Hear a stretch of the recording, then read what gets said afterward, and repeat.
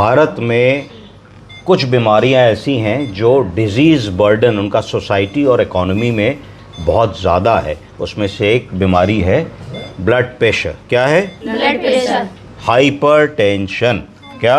Hypertension. Hypertension के कारण प्रतिदिन हज़ारों लोग ऐसे हैं जिनको लकवा मारता है, पैरालिसिस होती है, स्ट्रोक होता है, इस्केमिक स्ट्रोक होता है, ब्लीड होती है, इंट्राक्रैनियल हैमरेज होता है, जिसके कारण कम उम्र में भी, जैसे कि हम देख सकते हैं, कम उम्र में भी आदमी चलने फिरने से मजबूर हो जाता है और बेड रिडन हो जाता है और लंबे समय तक बिस्तर पे आ जाता है और कई बार ऐसा होता है कि रिकवरी नहीं हो पाती है और बचा हुआ जीवन उसको बिस्तर पे निकालना पड़ता है। अर्थात अगर हम यहाँ देखें, हमारे पास लगभग 40 वर्षीय व्यक्ति हैं और 40 वर्षीय व्यक्ति में इतना बड़ा स्ट्रोक हुआ है कि वो बिस्तर पे आ गए हैं और एक 50-50% पॉसिबिलिटी है कि बचे हुए जीवन में वो अपने पैरों पे खड़े हो भी पाएंगे कि नहीं।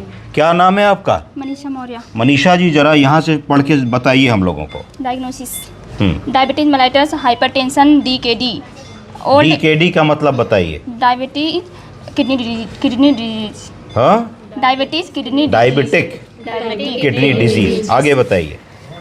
Ischaemic stroke currently with left frontal lobar bleed hypertension. ये हमारे नॉर्मल। तो इन्होंने पढ़ा कि ये जो मरीज़ हमारे साथ हैं कुल 41 वर्ष के हैं, इनको डायबिटीज़ की भी बीमारी है, ब्लड प्रेशर की भी बीमारी है। क्योंकि इन्होंने अपनी डायबिटीज़ का ध्यान नहीं दिया तो डायबिटीज़ का एक कॉम्प्लिकेशन जिसमें किडनी ख़राब होने लगती है, जिसको डायबिटिक किडनी डिजीज़ DKD या डायबिटिक नेफ्रोपैथी कहते हैं, वो भी इनको हो गई। इसके साथ में इनको इस्केमिक स्ट्रोक भी हुआ। इस्केमिक स्ट्रोक का मतलब है कि इनकी कैरोटिड आर्टरीज पार्शली ब्लॉक्ड रही होंगी, ब्लड प्रेशर बढ़ा होगा और कैरोटिड आर्टरी से कोई क्लॉट निकल करके ब्रेन के सर्कुलेशन में गया होगा, जिसकी वजह से ब्रेन में ऑक्सीजन और ब्लड नहीं पहुंचा और इस्केमिक स्ट्रोक हो गया। सिर्फ इतना ही नहीं हुआ, इसके साथ में इनको लेफ्ट फ्रंटल लोबर ब्लीड हुई, हाइपरटेंसिव ब्लीड। ब्लड प्रेशर की दवा इन्होंने समय पे नहीं खाई होगी, जिसके कारण ब्लड प्रेशर बढ़ा होगा। ब्लड प्रेशर बढ़ने के कारण ब्रेन में रक्त कोशिका रप्चर कर गई होगी और रप्चर कर जाने से इंट्राक्रैनियल हैमरेज या ब्लीडिंग मरीज में हो गई होगी। इतनी बातें। अब बताइए क्या लिखा है ये? सर ये हाँ, प्रेजेंटिंग कॉम्प्लेन। Presenting complaints. मरीज जब आए तो उन्होंने क्या शिकायत बताई? Patient presented at hospital with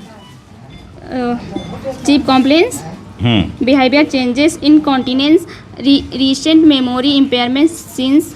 एक तारीख लिखी है। तो जब आए तो मरीज में क्या था? बिहेवियरल चेंज था। चेतनता में गिरावट थी, रिस्पांस ठीक से नहीं दे रहे थे, ओरिएंटेड नहीं थे, हाथों पैरों का मूवमेंट नहीं कर रहे थे, एंग्शियस थे। ये सारे बिहेवियर में परिवर्तन परिवार ने नोटिस किया। इनकॉन्टिनेंस थी, यानी कि सूसू और पॉटी रोक नहीं पा रहे थे, बता नहीं पा रहे थे, बिस्तर पे हो जा रही थी। रीसेंट मेमोरी इम्पेयरमेंट, परिवार ने नोटिस किया कि इनको सडनली जो है लोगों के नाम नहीं पहचान पा रहे हैं, भूल रहे हैं, कंफ्यूज्ड बातें कर रहे हैं, मास्किंग इफेक्ट हो रहा है। सारी बातें जो है परिवार ने नोटिस करी। History of present illness, patient presented to the hospital with care of क्या है sir? Incontinence with increase weakness associated with behaviour changes and memory loss. Patient past history of diabetes mellitus, hypertension, DKD, stroke, small lacunar infarct with history of right side paralysis है ना, no known drug allergy. तो इतनी बातें हमको इसमें पता लगी कि ये किस प्रेजेंटेशन से हमारे पास पेशेंट हमारे हॉस्पिटल में आए। जब ये हॉस्पिटल में आए तो इनका ब्लड प्रेशर बहुत बढ़ा हुआ था, इनका SpO2 कम था, फेब्राइल थे, टेकिकार्डिया हो रहा था इनको और रेस्पिरेटरी रेट टेकेपनिया भी इनका हो रहा था। तो हॉस्पिटल में आकर के इनका इनिशियली कंजर्वेटिव मैनेजमेंट हुआ, न्यूरोलॉजी की टीम ने देखा, न्यूरोसर्जिकल टीम ने देखा, डीकंजेस्टेंट थेरेपी शुरू हुई, ब्लड प्रेशर का कंट्रोल के बारे में ध्यान दिया गया, डायबिटीज़ के कंट्रोल के बारे में ध्यान दिया गया, वाइटल स्टेबलाइज किए गए, इलेक्ट्रोलाइट्स को देखा गया, कैथेटर लगाया गया, खा नहीं पा रहे थे तो नाक की नली या फीडिंग ट्यूब लगाई गई। तो इस बात का लब्बो लबाब क्या है, जिस्ट क्या है? जिस्ट ये है कि हम सब लोगों को 40 साल की उम्र के बाद हर महीने एक बार अपना ब्लड प्रेशर नापना चाहिए। कौन लोग ज़्यादा रिस्क फैक्टर पे हैं? वो लोग ज़्यादा रिस्क फैक्टर पे हैं जिन लोगों के घर में मम्मी को, पापा को, दादी को, बाबा को, नाना को, नानी को ब्लड प्रेशर की बीमारी है। इसको कहते हैं family history, positive family history जिन लोगों को है। ऐसे लोग जो नशा करते हैं, सिगरेट, शराब, तंबाकू, अल्कोहल का सेवन करते हैं, उसमें ब्लड प्रेशर बढ़ने की पॉसिबिलिटी ज़्यादा होती है। ऐसे लोग जिनका वजन ज़्यादा है उनको क्या कहा जाता है? OBCs patients. ओबेसिटी कैसे नापी जाती है? बॉडी मास इंडेक्स से। तो जो लोग मोटे हैं, जिनका वजन ज़्यादा है, उन लोगों में भी ब्लड प्रेशर होने की पॉसिबिलिटी ज़्यादा होती है। छोटी छोटी बातें मरीज़ बताएंगे, भाई यहाँ से वहाँ तक चल के जाते हैं, दम फूलने लगता है, सांस फूलने लगती है, थोड़ा रुकना पड़ता है, ज़्यादा देर पैर लटका के बैठो तो पैरों में सूजन आ जाती है। तो ये सारे लक्षण हार्ट की कमज़ोरी के, ब्लड प्रेशर होने के हो सकते हैं। ब्लड प्रेशर कई प्रकार के होते हैं। ऐसा ब्लड प्रेशर जिसमें खाली ऊपर का बीपी बढ़ता है उसको आइसोलेटेड सिस्टोलिक हाइपरटेंशन कहते हैं। क्या कहते हैं? Isolated systolic hypertension. ऐसा ब्लड प्रेशर जो ब्लड प्रेशर की 4 दवाएं देने के बाद भी ठीक नहीं होता, उसको क्या कहते हैं? Malignant hypertension. कौन सा? Malignant hypertension. ठीक है जी। तो कई प्रकार के ब्लड प्रेशर होते हैं, तो हमको देखना है कि हमारे मरीज में कैसा ब्लड प्रेशर है। खाली ऊपर का सिस्टोलिक बीपी बढ़ रहा है, डायसिस्टोलिक बीपी बढ़ रहा है, दोनों बढ़ रहे हैं, एक दवा पे कंट्रोल्ड है, या बिना दवा के लाइफस्टाइल पे ही हम कंट्रोल कर ले गए कि मरीज से हमने कहा भाई वर्जिश करो, व्यायाम करो, 3 किलोमीटर 4 किलोमीटर रोज़ टहलो, खाना पीना कम कर दो, नमक कम खाओ, फिजिकल एक्टिविटी बढ़ाओ, ये सारी चीज़ें करोगे तो धीरे धीरे ब्लड प्रेशर लाइफस्टाइल मॉडिफिकेशन से ही कम हो जाएगा। अगर कभी भी हमारे पास कोई मरीज़ आता है तो इनिशियली हमको उसको 1 महीने का समय देना चाहिए और उसको पॉजिटिव बात बतानी चाहिए कि तुम भैया बिना दवा के ठीक हो जाओगे, अपने जीवन शैली में बदलाव करो। वो कहे साहब क्या बदलाव करें? तो उसको खटाखट 1 मिनट में बता दो, भैया घी, तेल, तला भुना, मिर्च मसाला, पूड़ी पराठा, नमक, अचार, पापड़ रोक दो, वजन घटाओ 5 किलो, जल्दी उठो, 3-4 किलोमीटर की एक्सरसाइज करो, अगर बिल्डिंग में रहते हो तो लिफ्ट ना लेकर के सीढ़ी से चलो, छोटी छोटी डिस्टेंस के लिए गाड़ी स्कूटर का प्रयोग ना करो। तो ये सारी चीज़ें तुम बताओगी तो पेशेंट की लाइफ और वेलबींग इंप्रूव होगी। एक और चीज़ मैं अपने तजुर्बे से आप लोगों को बताना चाहता हूँ, वो ये बताना चाहता हूँ कि अमूमन जब हम लोग पैदा होते हैं या हम अपनी एडल्टहुड में आते हैं, जब हम 20, 22, 25 साल के होते हैं तो हमको कोई बीमारियां नहीं होती हैं। इसलिए नहीं होती हैं क्योंकि हमारा वेट ठीक होता है, हमारी लाइफस्टाइल ठीक होती है। जब हम अपनी लाइफ में आगे बढ़ जाते हैं तो हमारा खान पान बिगड़ जाता है, हमारी एक्सरसाइज कम हो जाती है, हम अपने काम में बिज़ी हो जाते हैं, हम नींद कम घंटे की लेते हैं, हमें तनाव होने लगता है, हमें एंग्जाइटी होने लगती है, हमें स्ट्रेस होने लगता है। तो ये सारे जो कारण होते हैं ये हमारे शरीर में बीमारियों को ही जननी होते हैं। इससे हमारे शरीर में धीरे धीरे बीमारियां डेवलप होने लगती हैं। तो हमको क्या प्रिकॉशंस लेने हैं? हमको ये प्रिकॉशन लेना है कि अगर हम नौकरी भी कर रहे हैं, काम भी कर रहे हैं, बिजनेस भी कर रहे हैं, डॉक्टर भी हैं, इंजीनियर भी हैं, कुछ भी हैं, तो हमको एक बैलेंस बना के चलना है हेल्थ, टाइम और वर्क के बीच में। किन 3 चीज़ों के बीच में? हेल्थ, टाइम और वर्क। अगर हम तीनों चीज़ों को बराबरी से ध्यान से करके चलेंगे तो हम लोगों में बीमारियां नहीं आएंगी। दूसरी चीज़, अगर बीमारी आ ही गई और ब्लड प्रेशर हो ही गया तो इग्नोरेंस नहीं होनी चाहिए। क्या नहीं होना चाहिए? इग्नोरेंस का क्या मतलब है बताइए? इग्नोर नहीं करना चाहिए। कैसे इग्नोर नहीं करेंगी?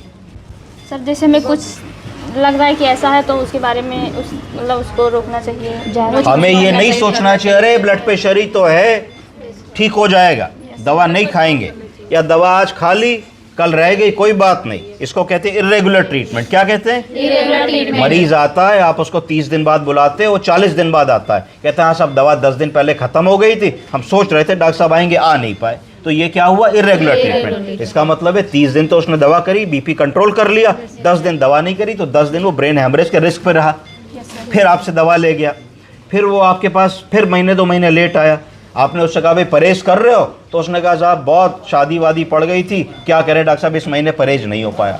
तो ये आपको बराबर काउंसिल करना है। डॉक्टर का खाली यही काम नहीं है कि वो उसको खाली दवा प्रिस्क्राइब कर दे, उसकी लाइफस्टाइल, उसकी फैमिली, उसके रिपरकर्शन कि अगर आप नहीं ध्यान देने वाले हैं और ये बीमारी आपकी बढ़ने वाली है तो आपको क्या क्या हो सकता है, उसको अगर हम थोड़ा सा उसके सारे एंगल्स बता देंगे तो फिर आदमी के मन में एक ये बात आ जाती है कि भाई अगर हम नहीं करेंगे ऐसा तो इतना बुरा भी मेरे साथ हो सकता है। तो ये सब कहने से उसकी क्वालिटी ऑफ लाइफ हम बढ़ा सकते हैं। क्वालिटी ऑफ लाइफ बढ़ाएंगे तो एक डिसेबिलिटी रोकेंगे। आप समझिए कि किसी के परिवार में एक 40 साल का आदमी अगर बिस्तर पे आ जाए तो अभी 40 साल का आदमी कम से कम 25 साल और काम करता, 65 साल तक ब्रेड अर्नर था, कमाता, रोटी ला के देता, उसके बीवी बच्चे उसी पैसे पे जीते, बच्चे पढ़ते, बूढ़े माँ बाप का ख्याल होता।